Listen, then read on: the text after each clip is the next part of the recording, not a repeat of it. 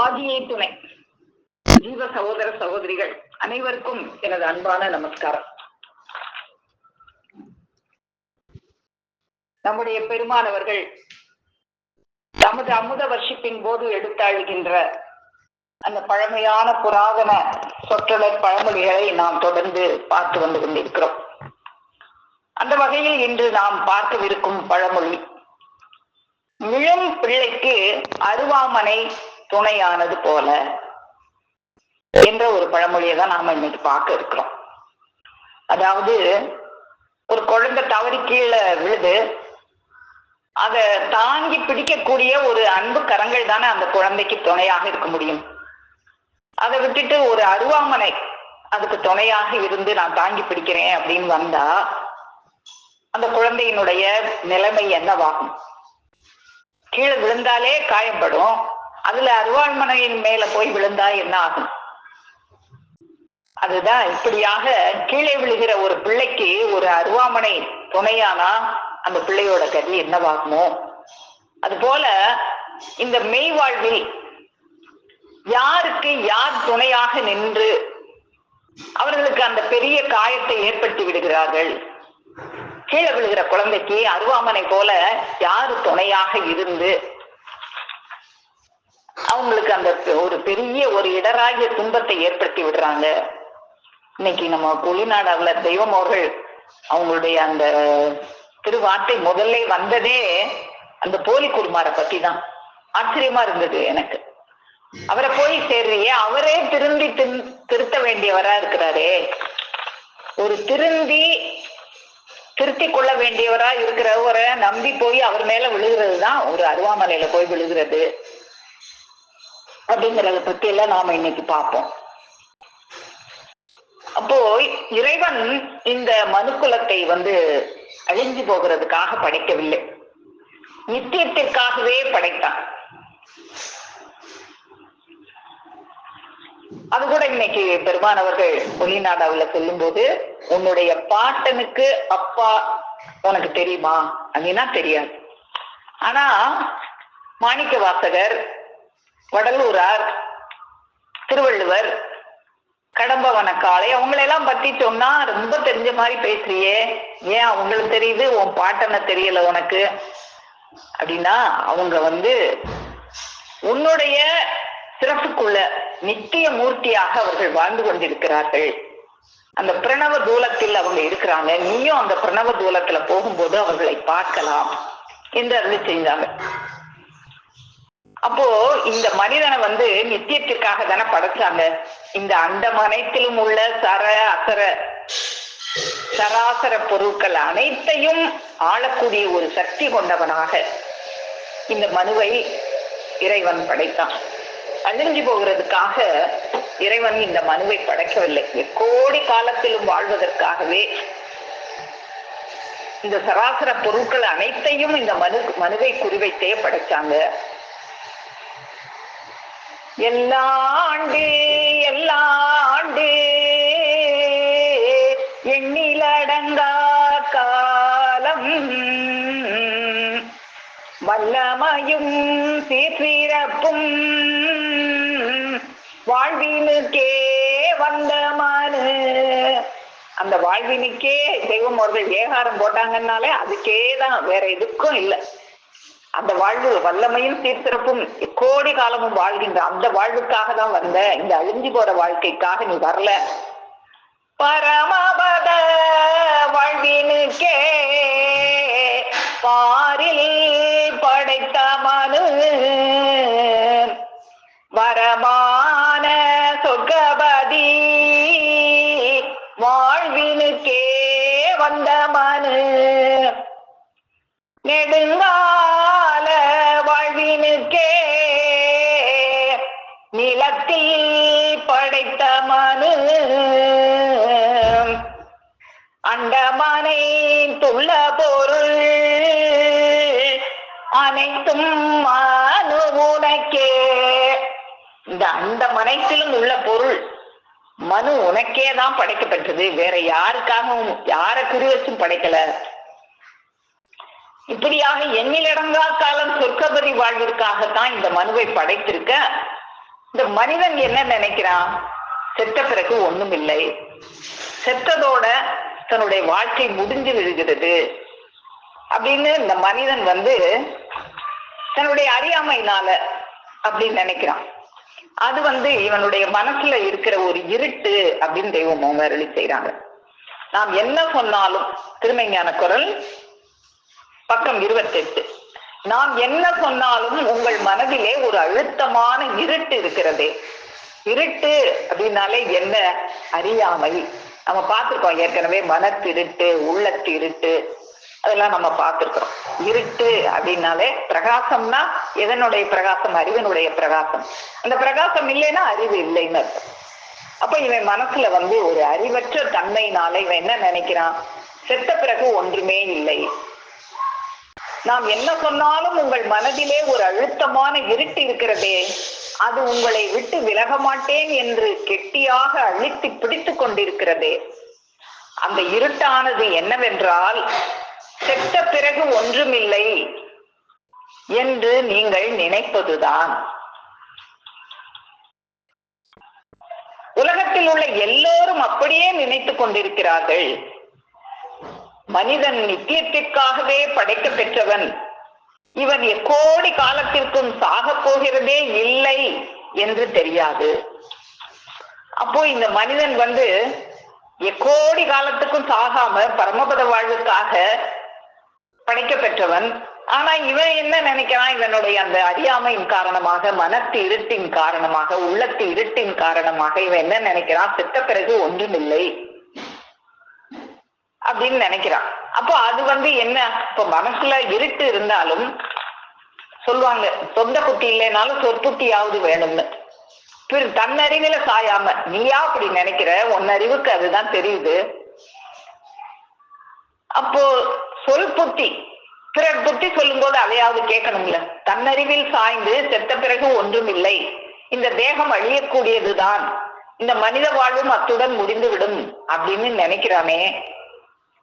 இந்த தேகம் அழியக்கூடியதுதான், ஆனா இந்த தேகத்துக்குள்ளாக உனக்கு அறிவை வச்சு படைச்சிருக்காங்களே, அந்த அறிவு தேகம் என்னாலும் அழியாத ஒரு தேகமாக இருக்குதே. அதுதான் இன்னைக்கு தெய்வம் அவர்கள் எடுத்து சொன்னாங்க.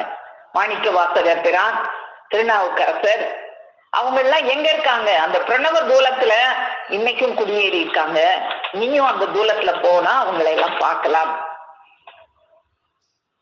அப்போ இந்த மனுஷனை தவிர வேற எந்த உயிரினங்களுக்காவது இந்த அறிவு கொடுக்க பெற்றிருக்கா அப்படின்னா, வேற எந்த உயிரினங்களுக்கும் இந்த அறிவானது கொடுக்க பெறவில்லை. அப்போ இவனுக்கு மட்டும் அந்த அறிவை வைத்து கொடுக்கப்பட்டிருக்கிறதுனால, அந்த அறிவுக்காகவே இவனுக்கு ஒரு அறிவு தேகமும் இவனுக்கு கொடுக்க பெற்றிருக்கிறது அப்படின்னு தெய்வம் அவர்கள் அருளமுதம், திருமைஞான அருளமுதம், அதுல வாக்கியம் 90, அதுல அறிவு தேகம் அப்படின்னு நமக்கு கொடுக்குறாங்க. உனக்கு அறிவுன்னு ஒண்ணு கொடுக்க பெற்றிருக்கிறதுனால அந்த அறிவை வைக்கிறதுக்காக ஒரு அறிவு தேகமும் உனக்கு கொடுக்கப்பட்டிருக்கு. அந்த தேகம் எக்கோடி காலமும் அழியாத தேகம். அது வேற எந்த உயிரினங்களுக்கும் அந்த தேகம் இல்லை. ஏன்னா அதுகளுக்கு அறிவும் கொடுக்கப்படல. அந்த அறிவை வைக்கிறதுக்கு அவங்க நம்மகிட்ட இந்த தேகத்திலேயா அந்த அறிவை வச்சு படைச்சிருப்பாங்க? நீ ஒரு மாணிக்க கை கிடைச்சா அதை ஒரு ஓலைப்பட்டியில தூக்கி போட்டு வச்சிருப்பியா? அதை எவ்வளவு பத்திரமாக ஒரு பட்டு துணியில சுத்தி ஒரு அழகான ஒரு தங்க பேழையில வச்சு ஒரு நல்ல ஒரு பெட்டகத்துக்குள்ள வச்சு மூடி வைப்பியே. அது போல இந்த அறிவு என்பது உன்னுடைய இந்த பீத்த தூலத்துல வைக்கல இறைவன். உனக்குள்ளாக ஒரு வைரமணி தேகம், ஒரு வைரமணி பெட்டகம் இருக்கு, அதுக்குள்ள வச்சு படைச்சிருக்காங்க. இப்போ அந்த அறிவு தேகத்தை பற்றி தெய்வம் அவர்கள் அருளமுதம் 90ஆம் வாக்கியத்தில் அருளி செய்யறதை நம்ம பார்ப்போம். உன் ஆத்மா உன்னிடமும் மற்ற யானை முதல் எறும்பு வரை எல்லா ஜீவராசிகளிடத்தும் அதனதன் வல்லமைக்கு ஏற்றவாறும் இருக்கிறது. எல்லாத்துக்கும் உயிர் இருக்கு. கொசுல இருந்து யானை வரை எல்லா உயிரினங்கள்கிட்டையும் உயிர் இருக்கு. ஆனா அதுக்கு அந்த ஆத்மா எந்த அளவுல இருக்கு அப்படின்னா, அதுல உடலை வளர்க்கிற அளவுக்கு தான் இருக்கு, அறிவை வளர்க்கிற அளவுக்கு அதுகிட்ட இல்லை. அதனதன் வல்லமைக்கு ஏற்றவாறு இருக்கிறது. அவைகளுக்கு வேறு தேகம் கிடையாது. அறிவு படைத்ததால் உனக்கு அறிவு தேகம் கொடுக்க பெற்றிருக்கிறாய். இப்போ நமக்குதான் அறிவுன்னு உன்னை கொடுத்ததுனால அந்த அறிவை பத்திரமா வச்சுக்கிறதுக்கு ஒரு பெட்டகமாக அறிவு தேகம்னு ஒண்ணு இந்த தூலத்துக்குள்ளேயே இருக்கு, அழியாத நித்திய தூலம். அதை அறியாவிட்டால் உனக்கு தண்டனையே வருது. அப்ப அந்த அறிவு தேகம் என்ன அப்படின்னு நாம அறியணும். அதை அறியலைன்னா தண்டனை தான் உனக்கு வரும். அதை அறியாம நீ அனுபவிக்கிற தண்டனை அதுதான் கீழே விழுகிறது. ஒரு குழந்தை கீழே விழுந்தா அதுக்கு அருவாமனை தாங்கி வர்றது தாங்கினா போல இருக்குன்னு சொன்னாங்களே, அது போல இப்படி அறியாமையில நீ தண்டனையை அனுபவிக்க போறியே, அதுதான் கீழே விழுகிறது. இந்த கீழே விழுங்கும் போது காயப்படாம தப்பிக்கிறதுக்கு உன்னை பிடிக்கிறதுக்கு ஒரு அன்பு கரங்கள் அல்லவா வேணும். அதை விட்டு அருவாமனையில போய் விழுந்த மாதிரி இந்த போலி குருமார்கள்ட்ட போய் விழுகிறியே, தானே திருப்ப வேண்டியவர்களா இருக்கிற இந்த போலிகள்கிட்ட போய் விழுகிறியே, அதுதான் அவங்கதான் அருவாமனை மாதிரி இருக்கிறாங்க அப்படிங்கிறதான் இந்த பழமொழி மூலமாக தெய்வ மோகங்கள் நமக்கு எடுத்து காமிக்கிறாங்க. நீயே அறியாமைனால கீழே விழ போற, அப்போ உன்னை தாங்கிறதுக்கு அந்த அருவாமனை வந்துச்சுன்னா என்ன ஆகும் உன்னோட நிலைமை? அப்போ இந்த மனிதன் இந்த தண்டனை, இந்த அறிவற்ற தன்மையிலிருந்து தப்பிக்கணும். இந்த மனத்து இருட்டுல இருந்து அவன் வெளியே வரணும். மனத்து இருட்டு என்பது இருக்கலாம், ஆனா அந்த இருட்டிலேயே இருக்கக்கூடாது. அதை பிரகாசமாக்கக்கூடிய ஒருத்தவங்களை தேடி அடைஞ்சு அந்த இருட்டுல இருந்து நாம வெளியே வரணுமே. ஒன்று தெரியாம இருக்கிறது தப்பு கிடையாது, ஆனா அந்த அறியாமையிலேயே ஸ்திரமாக இருக்கிறது தானே தப்பாக போகுது.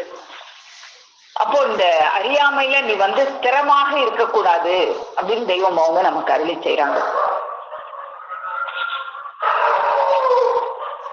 அது எப்படி இருக்கு? இவன் அறியாமையில இவன் எப்படி ஸ்திரமாக இருக்கிறான் அப்படின்னா, அந்த ஸ்திரத்துக்கு பேரு, அறியாமையிலே ஸ்திரமாக இருக்கிற அந்த ஸ்திரத்தன்மைக்கு பேரு மிடிமை. மிடிமை அப்படிங்கிற ஒரு செயல்ல தான் இந்த மனிதன் இருக்கிறான். அதை பத்தி நம்ம தெய்வமோர்கள், மிடி என்பது அறிவற்ற தன்மையில் ஸ்திரம் பெறுவது. அறிவற்ற தன்மையில நான் இந்த தன்மையிலே தான் இருப்பேன் அப்படின்னு ஸ்திரமா அதுலயே நிக்கிறது, அதுக்கு பேரு மிடிமை. அப்போ இந்த மிடிமையிலே இருந்தீனா என்ன ஆகும் அப்படின்னா, மிடிமை என்னும் அந்த செயலில் அந்த இடராகிய பாதையில் ஓடி, அந்த மிடிமைங்கிற பாதையிலே, அந்த அறியாமைங்கிற பாதையிலேயே நீ ஓடினா கடைசியில போய் சேரும் இடம் இருள், வீடு, வறுமை, தரித்திரியம்.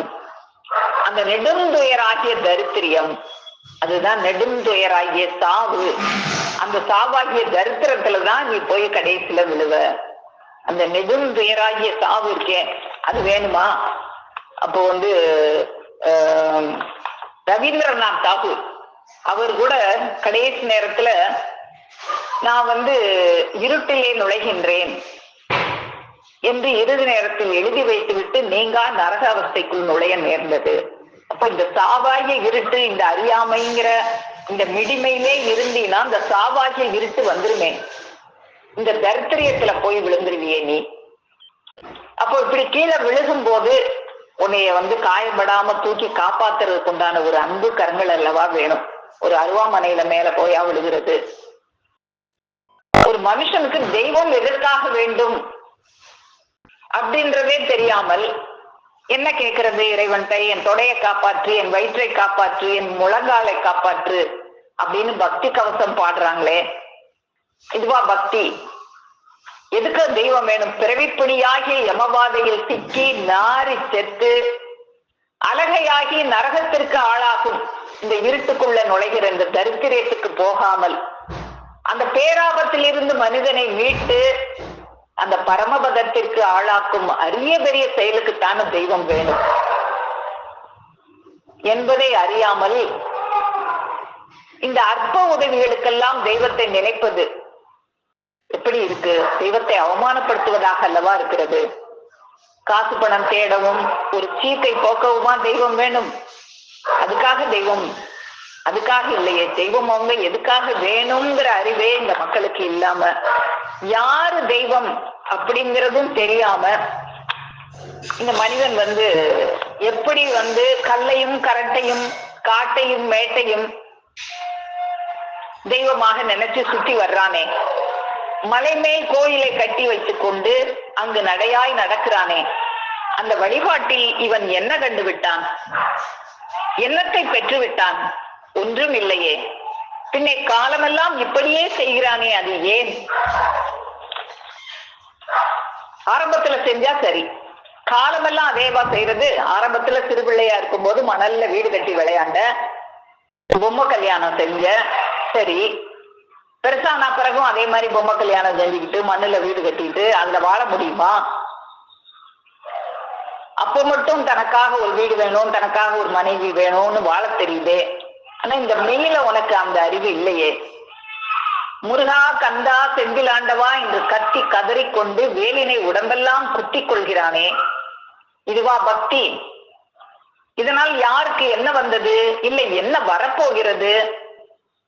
நித்திய திருமேனியாகி அந்த ஆறுபடை வீட்டில் அமர்ந்துள்ள செந்தமிழ் கடவுள் இப்படியெல்லாமா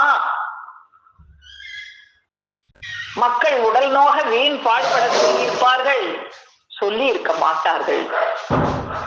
அந்த பெருங்கருணை பேரருள் பெருமானவர்கள் இருந்த காலத்தில் அவர்களை சீச்சி கழித்த பாவம் தான் மக்கள் தலைமேல் சாபமாக வந்து விழுந்து இப்படியெல்லாம் அவர்களை ஆட்டி வைக்கிறது.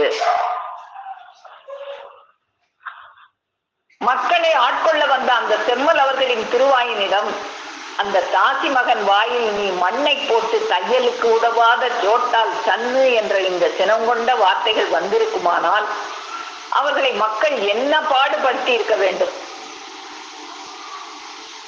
மெய்யராம் பாரவான்கள் விண்டமேம்பாட்டில் கூடி வையகம் தனில் உய்யாத மாந்தரை வதைக்கவேதான். இப்படி மெய்யராம் பாரவான்கள் வந்த காலத்துல அவங்க காட்டுற வழியில போகாம அவங்களையும் நீ பாடாப்படுத்தின அந்த காரணத்தினாலதான் பொய்யக குருமார்கள் தோன்றி நீ கீழே விழும்போது அருவாமனையா மேலும் உன்னை வெட்டுறதுக்கு ரெடியா நிக்கிறேன். பொய்யக குருமார்கள் தோன்றி அவர்களுக்கு இணக்கமாக பலதும் பேசி சிறு தொழிலில் ஓட்டி கடைசியில் தீங்கினில் தள்ளுகிறார்கள். மக்களும் அவர்கள் காட்டும் பயனற்ற வழிபாட்டினில் இடுப்பு கட்டி கொண்டு நின்று காடு மேடெல்லாம் சுற்றி பெரியோர்களுக்கு பணிபுரியாத தங்கள் உடலை தேய்த்து பெரியோர்களை வணங்காத தங்கள் தலையிலே விபூதி என்று சொல்லி சாம்பலை அள்ளி போட்டுக்கொண்டு இதெல்லாம் தண்டனையாத்தான் வருது இவனுக்கு. பெரியோரை தூஷித்த நாவிலே வேலை குத்தி கொண்டு பெருந்துன்பப்படுகிறார்கள். இந்த வேலை குத்துறது இதெல்லாம் இவனுக்கு தண்டனையாகத்தான் வருது. எதுக்கு? அந்த பாரவான்கள் வந்த காலத்துல அவங்கள சீச்சு கழிச்ச பாவம். மெய்யராம்பாரவான்கள் விண்டமே மாட்டி கூறி வையகம் தனில் உய்யாத மாந்தரை வதைக்க வேண்டி. மெய்யராம்பாரவான்கள் வந்த காலத்துல அவங்களோட கூடி நீ உய்வடையாத இந்த மாந்தரை வதைக்கிறதுக்காக தான் இந்த பொய்யக குருமார் இன்னோர் புகுந்தவர் கிணக்கமான சிறு தொழிலில் ஓட்டி தீங்கி நீர் தள்ளுவாரே. உன்னை தீங்கில தள்ளுறதுக்கு அருவாமனையா நின்னு உன்னை மேற்கொண்டு அந்த தீங்கில தள்ளுறதுக்காக வந்த இந்த பொய் குருமார்கள் தான் அருவாமனையாக நிக்கிறாங்க. அப்போ இந்த திருவாக்கியத்துல நம்மளுக்கு தெய்வம் அவர்கள் கீழே விழுகிற குழந்தையை தாங்கி பிடிக்கிற அந்த அன்பு கரம் எது அப்படின்னா அந்த மெய்யராம் பாரவான்கள். அந்த அருவாமனையாக நிக்கிறது எது? அந்த பொய்யக குருமார்கள் அப்படிங்கிறத நமக்கு எடுத்து காட்டுறாங்க. அப்போ இந்த பொய்யக குருமார்கள் இவங்களுக்கு இணக்கமாக பேசி சிறு தொழிலில் ஓட்டி கடைசியில தீங்குல தள்ளுறதுக்காகவே காத்திருக்காங்க. அவங்க காட்டுற அந்த பயனற்ற வழிபாட்டுலாங்க இவன் காடு மேடெல்லாம் சுற்றி இந்த பெரியோர்களை வணங்காத இந்த தலையில சாம்பலை அள்ளி பூசிக்கிட்டு தூஷித்த நாவுல வேலை குத்திக்கிட்டு திரிய வேண்டியதுதான், அவஸ்தப்பட வேண்டியதுதான். இப்படி இந்த அருவாமனைகள் உனக்கு இந்த தூலத்துக்கும் கஷ்டத்தை கொடுத்து அதுக்கப்புறம் நெடுந்துயராகி அந்த நரகத்துக்கு செல்லுவதற்கும் துணையாக இருக்கிறாங்க. அப்போ இதுவா துணை? கீழே விழுகிற பிள்ளைக்கு அருவாமனை துணையாகுமா? அது போல இந்த போலி குருமார்களா துணை? நல்ல குதிரையின் மேல் ஏறி சென்றால் நினைத்த ஊர் போய் சேரலாம். ஆனால் சண்டி குதிரையை நம்பி ஏறி சென்றால் பல்லு பகல் போகின்ற ஆபத்து தான் வரும். அப்போ இந்த உலகம் முழுவதிலும் இந்த சண்டி குதிரை என்கிற இந்த போலிகள் கூட்டம் தான் பெருகி அது மந்தை மந்தையாக இருக்கிறது. அந்த கூட்டம் கொஞ்சம் நஞ்சம் இல்ல, அது மந்தை மந்தையான கூட்டமாக இந்த மக்களை கெடுப்பதற்காக அந்த கூட்டம் மந்தை மந்தையான கூட்டமாக இருக்கிறது.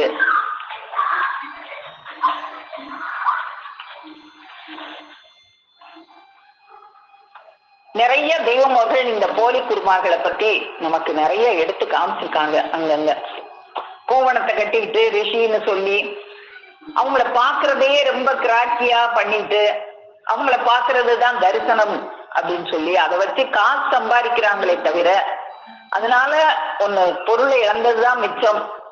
ஆனா உனக்கு கடைசியில ஒரு இடர் வருதே, அதுல இருந்து தப்பிக்கலாம் என்ற பேச்சு அவர்களிடத்தில் உண்டா அப்படிதான் இல்லை. அந்த மதியினர்கள் விஞ்ஞான செயலை எப்படி ஒரு கீழ்த்தரமான ஒரு செயலுக்கு கொண்டு வந்திருக்காங்க. அவங்க காசு சம்பாதிக்கிறதுக்கு உண்டான ஒரு செயலாக கொண்டு வந்திருக்காங்க. இப்படியான போலி குருமார்கள் அவங்களதான் நம்பி இந்த மக்கள் போய் இந்த அருவாமனையில விழுந்த மாதிரி விழுகிறாங்க. அப்போ இந்த விஞ்ஞான செயலை எவ்வளவு கேலியாக எளிதானதாக ஆக்கிவிட்டார்கள் பார். அவ்வளவு எளிதாக நினைப்பதால் தான் கடைசியில் யமன் கையில் எளிதாக மாட்டி நாசமாகிறார்கள். காலமெல்லாம் நிஜமாக பாடுபட்ட பின் கடைசியில் தெரியும் அவன் போலி என்று. போலின்னு முதல்ல தெரியாது. அப்போ நீ கடைசியில பாடுபடும் போது அப்பத்தான் தெரியும். அப்போ அவன் இருக்க மாட்டான்.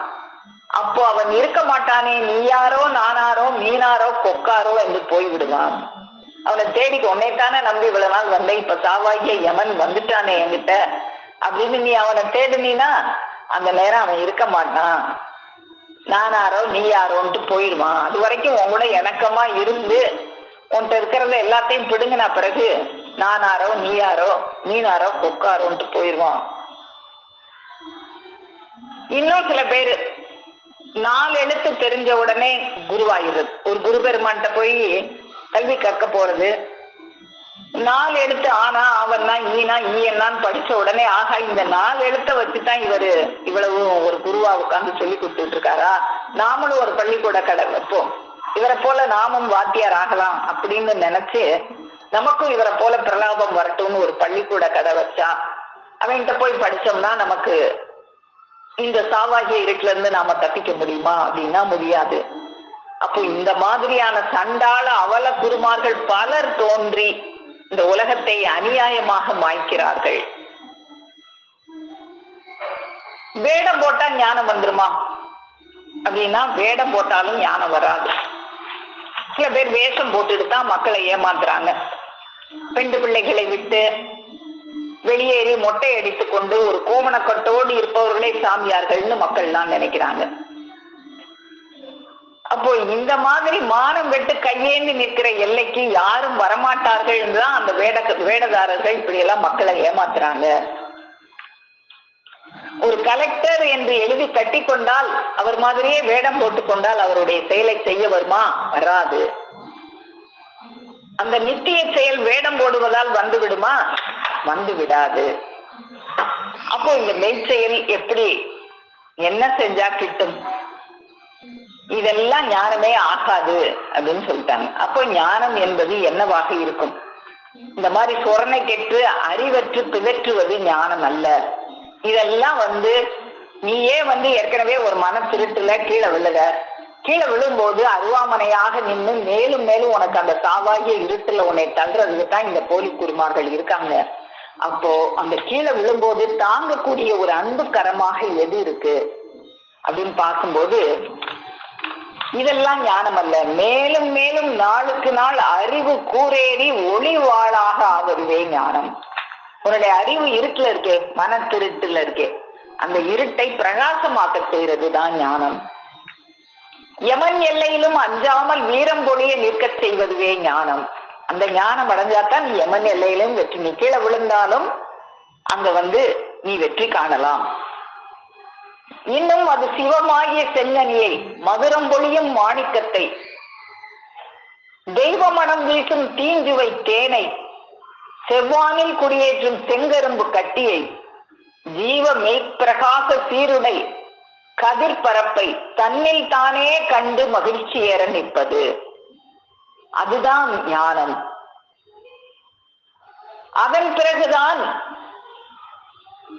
ஒரு ஜாதி என்றிருந்த வெறுப்பு அழுக்கு மலமானது அகலும், சர்வ உயிரும் ஒன்றுதான் என காணப்பெறும். வழி வழி வந்த அந்த அழுக்கை தானே போக்கிக் கொள்வது என்பது ஒரு காலம் முடியவே முடியாது. நம்ம கிட்ட ஒரு அழுக்கு இருக்கு, ஒரு இருட்டு இருக்கு, அதை தானாக போக்கிக் கொள்ள முடியாது. இந்த பொய்க்குருமார்கள்ட்ட போனா மேலும் இருட்டு தான் வரும்.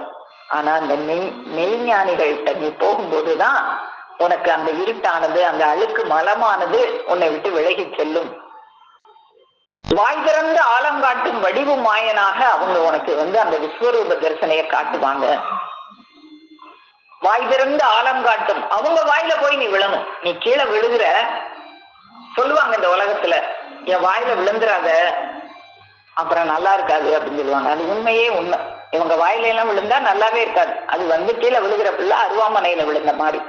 யார் வாயில விழணும்? நாம அந்த வாய் திறந்து ஆழங்காட்டும் வடிவு மாயனாகிய அந்த வடிவு மாயனின் ஆழவாயில் நாம விழ வேண்டும்.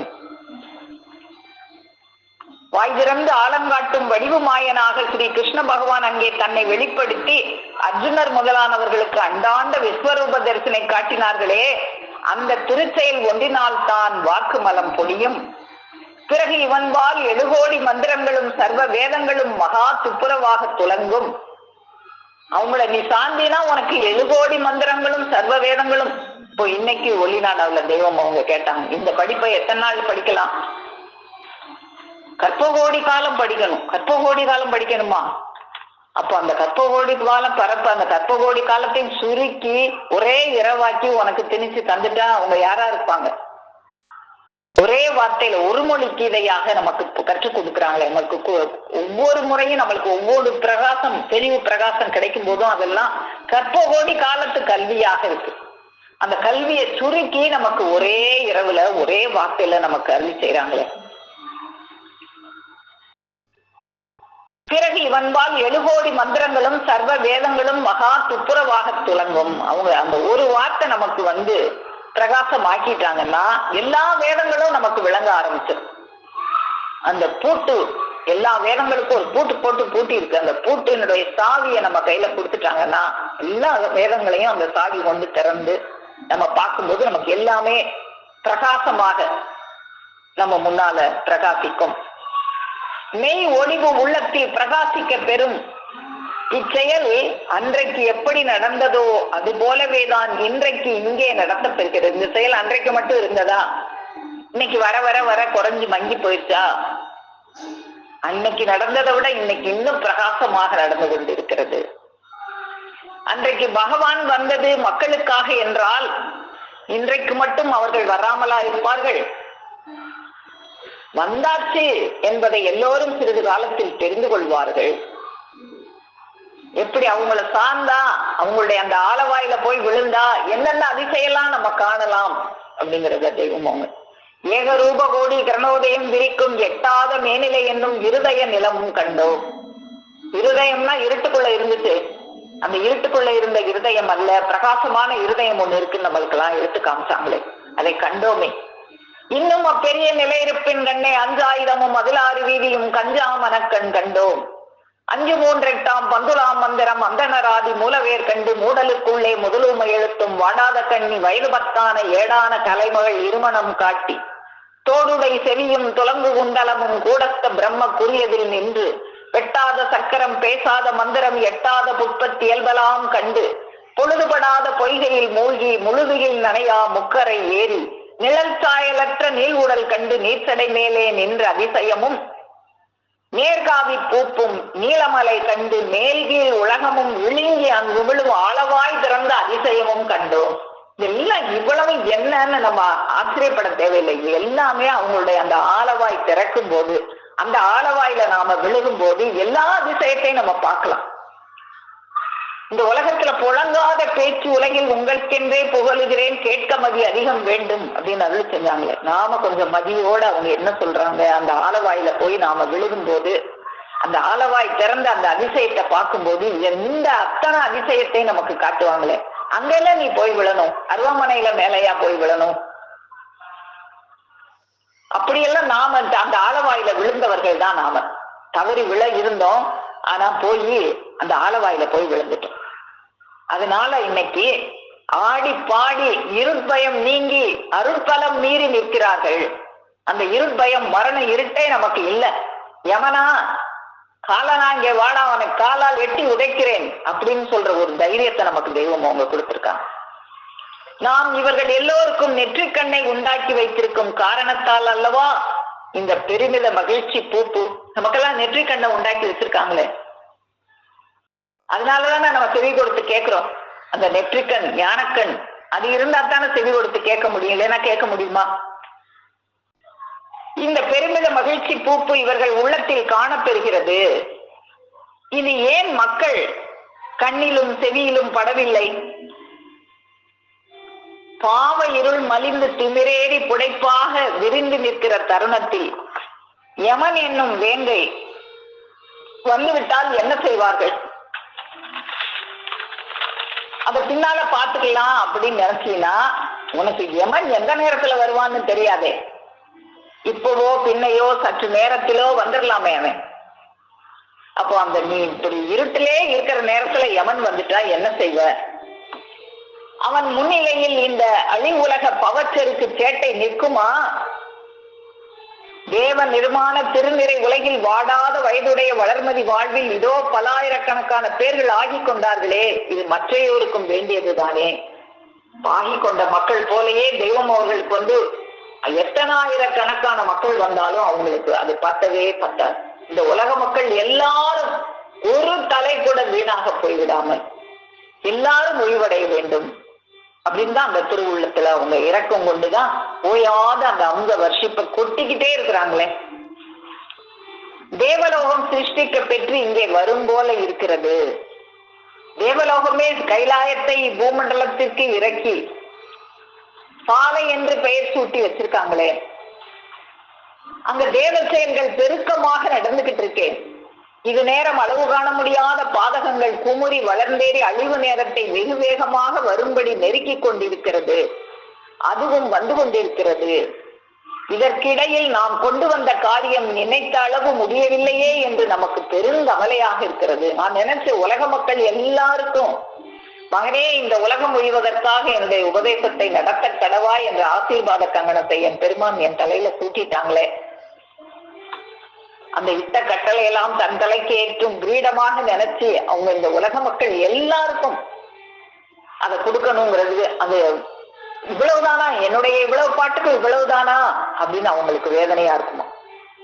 ஒரு பெண் அந்த தெருவுல கூத்தாடுகிறாள் என்றதும் ஆயிரக்கணக்கான பேர் கூடுகிறார்களே.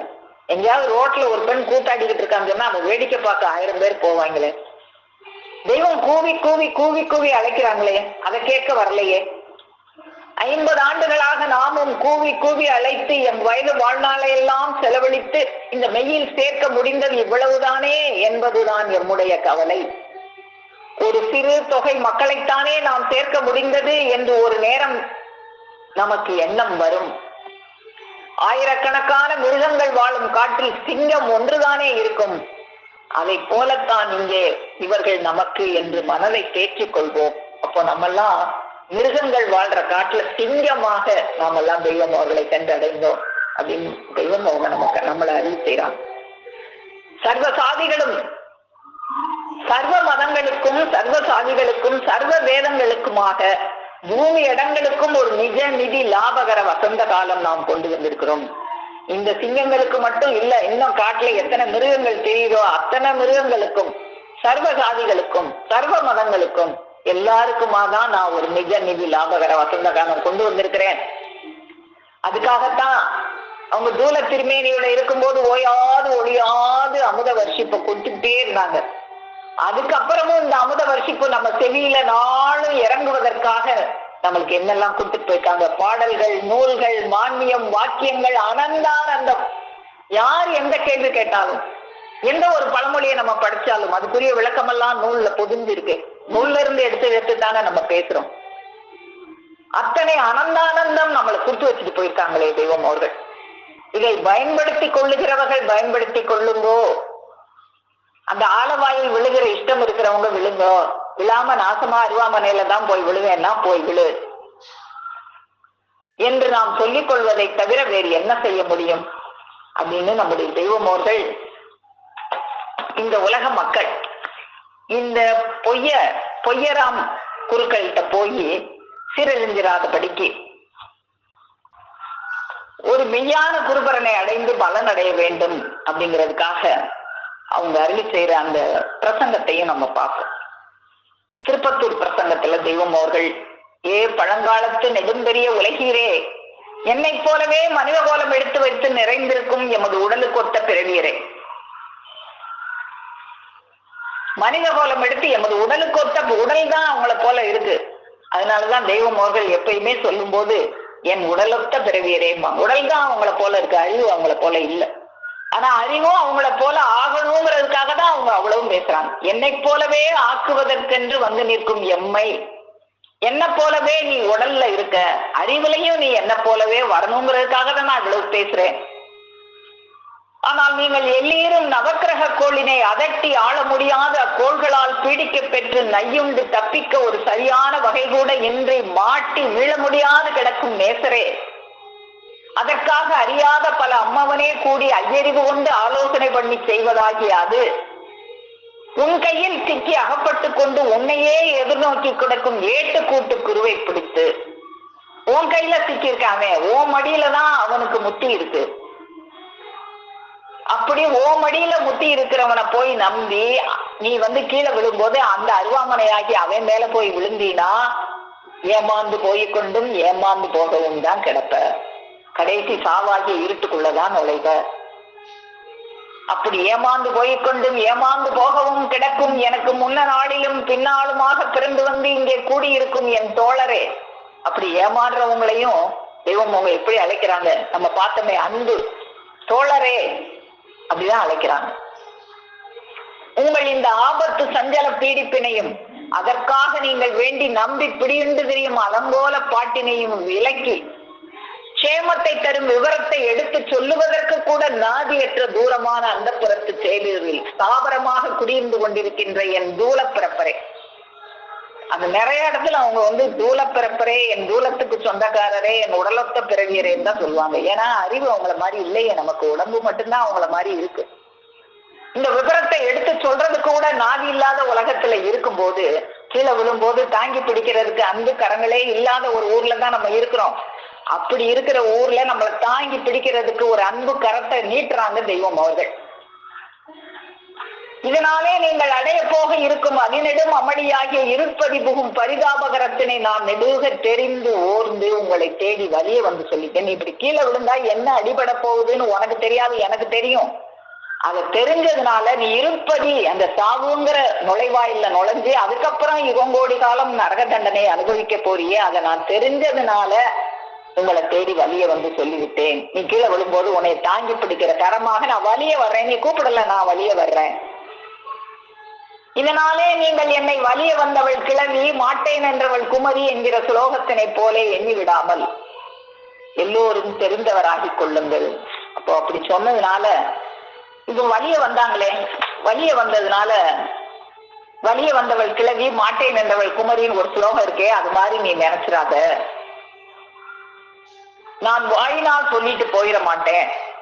நான் வாயினால் சொன்ன இத்துடன் விட்டு விட்டு போய்விடாமல் தொடர்ந்தோர் அனைவரையும் அறியாமை நின்று விடுவித்து விலக்கி, அந்த அறியாமை அந்த இருட்டு இருந்ததே உனக்கு மனத்திருட்டு, உள்ளத்து இருட்டு, அந்த இருட்டை எல்லாம் போக்கி பிரகாசமாக்கி அச்சமற்ற ஆனந்த பெருவாழ்விலை என்னை போல் வாழ வேணும் என்று ஆக்க எண்ணம் கொண்டு நிற்கும் எம்மை. தேகம் மட்டும்தான் என்னை போல இருந்துச்சு, நீ அறிவும் என்னை போல வரணும் உனக்குன்னு நினைச்சு நான் பேசுறேன். அப்படி நிற்கும் எம்மை நீங்கள் யாவொரு உதவி துணையற்ற அனாதையானவர் என்று ஓர்ந்து இலக்காரமாய் எண்ணி உனக்கு துணைக்காக நான் ஓடி வர்றேன், நீ கூப்பிடாம வலிய வர்றேன், நீ கீழே விழுகிற உன்னை தாங்கி பிடிக்கிறதுக்கு வலிய வர்றேன். அப்படி வரும்போது இலக்காரமா எண்ணி என்னை பரிசீலனை, இவர் யார், இவர் நல்லா தாங்கி பிடிப்பாரா அப்படின்லாம் நீ பரிசீலனை செஞ்சு என்னை தோல்வி பண்ண நினைத்தாலும் அதற்கும் நான் தனியேன் எனினும் பின்னடையாமல் நிற்பேன் பிறவியரே. நீ என்னை பரிசீலனை செய்யலாம், உன் பரிசீலனைக்கு நல்லா நான் ஒத்துழைக்கிறேன். நீங்கள் எவ்வளவு பேர் என்றாலும் எப்பார சுவடிகள் கற்றுக்கொண்டு குவித்து பேசி போராடினாலும் மெய்மை நீதி பெருவழியில் கடைசியில் நான் தான் ஜெயிப்பேன் பிறவியரே. அவ்வாறு ஜெயம் கொண்டதற்கும் அந்த புறத்தை நீங்களும் கூடவே தொடர்ந்து பார்த்தால் அது உங்கள் ஜெயமாக நிற்கும் பிறவியரே. அப்போ இந்த மெய்மை நீதி பெருவழியில நான்லாம் வேதம்லாம் படிக்கல, நான் உங்களை மாதிரி பெரிய படிப்பெல்லாம் படிக்கல. நான் சின்ன பள்ளிக்கூடத்துல ஏதோ அறிவறி பாடம் 2-3 பாடத்தை வாத்தியார் சொல்லி கொடுத்தாரு, அதைத்தான் படித்தேன். ஆனா இந்த வேதங்கள்ல நீ என்ன தப்பு விட்டாலும் என்னால எடுத்து சொல்ல முடியும். ஏன்னா அந்த வேதத்தை பூரா நான் படிக்கல, பழகி வந்திருக்கிறேன். அப்படி பழகி அவங்க ஜெயமடைகிறது இல்லாம நம்மளையும் அந்த ஜெயமடைய வைக்கிறாங்க.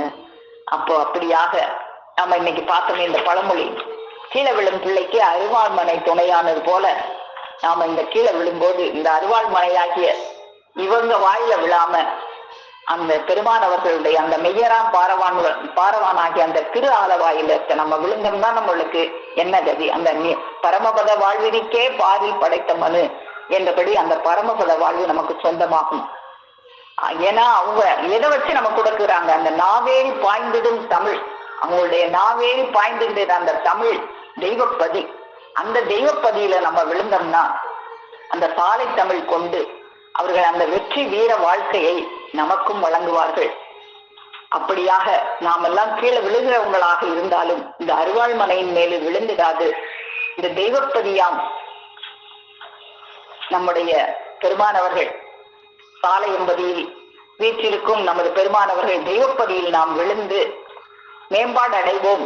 அப்படியான மேம்பாட்டிற்கு நாளும் நம்மை அழைத்து சென்று கொண்டிருக்கும் இந்த உலக மக்கள் அனைவரையும், அப்படி கீழே விழுகிற மக்கள் அனைவரையும் தாங்கி நிற்கும் அன்பு கரங்களை நீட்டிக் கொண்டிருக்கும் நமது பெருமானவர்களது பொன்னடியை போற்றி பணிந்து நமஸ்கரித்து என் முத்தி பேருரை மேலும் மேலும் முழங்கும் என்று கூறி உங்கள் அனைவரிடமிருந்து விடைபெறுகிறேன். அனைவருக்கும் நமஸ்காரம்.